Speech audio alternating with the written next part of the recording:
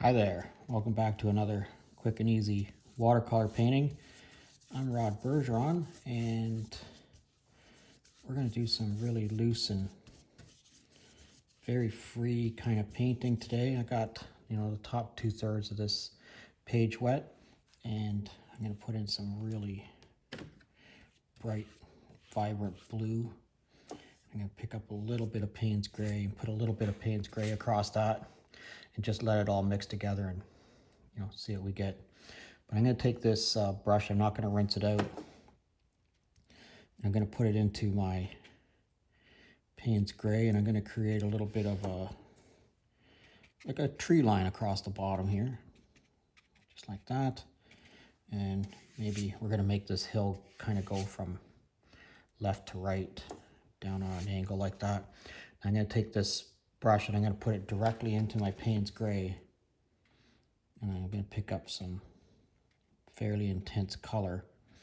We're going to let that bleed all together in there. I'm going to do a little bit across here.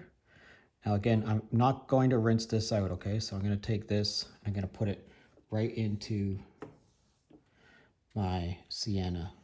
And that's going to be sort of a muddy, mucky little thing going across there, and that's perfectly fine. That's what we're going for.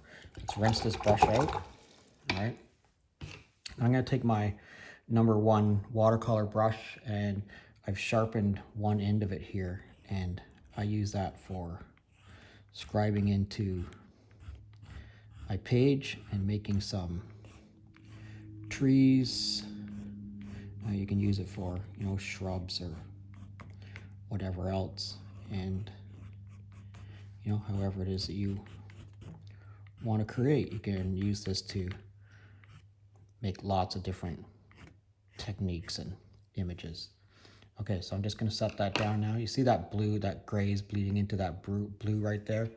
That's all right. So I'm going to take that brush, my big 3/4 inch flat brush, and I'm going to knock most of the water off of it.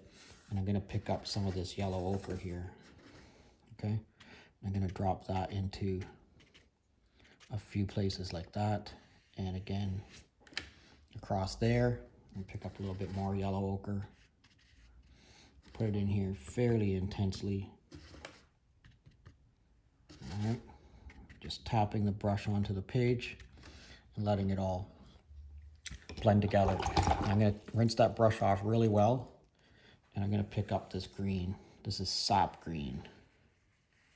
And we're just going to go across there, one stroke across there. And I'm going to put this right directly into the sap green. I'm not rinsing it off or anything. We're going to go across here, back into the sap green.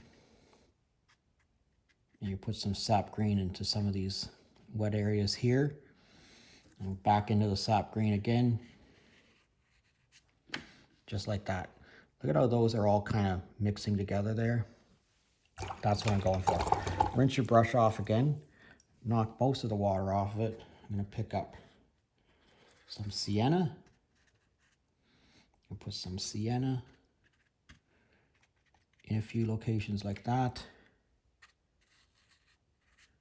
Drag it across there. Maybe even put a little bit of sienna up into some of these areas where the trees are. Yeah, that's looking fantastic. I'm going to rinse that brush off again. And I'm going to pick up some blue. Fairly intense blue. I'm just going to drop some blue into just a few places and just let it run together. See what happens, all right? I'm going to take my brush again and pull it through some of these little wet areas here. Make some more brush.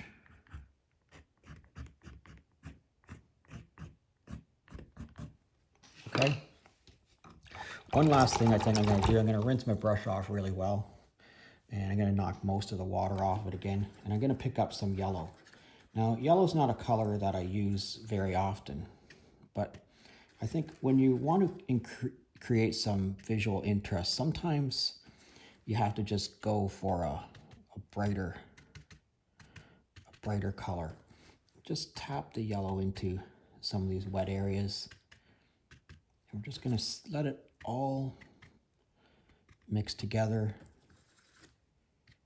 and see what it becomes. All right, let's let this dry and see what we get. All right, I took my hairdryer to that and dried it up.